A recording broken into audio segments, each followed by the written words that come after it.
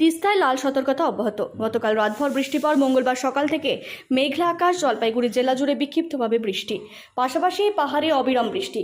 মঙ্গলবার গাজলডোবা তিস্তা ব্যারেজ থেকে জল ছাড়া হয়েছে। জলপাইগুড়ি গাজলডোবা তিস্তা ব্যারেজ থেকে মঙ্গলবার সকাল 6টায় জল ছাড়ার পরিমাণ প্রায় 1812.35 কিউমেক। এদিন সকাল 6:30 নাগাদ জলপাইগুড়ি সেচ দফতর সূত্রে জানা গেছে, তিস্তায় লাল সতর্কতা অব্যাহত রয়েছে।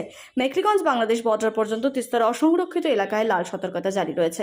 পাশাপাশি তিস্তা দৌমোহনীতে অসংরক্ষিত এলাকায় জারি হয়েছে হলুদ সতর্কতা। NH-31 জলঢাকা নদীতে সংরক্ষিত এবং অসংরক্ষিত এলাকায় জারি হয়েছে হলুদ সতর্কতা।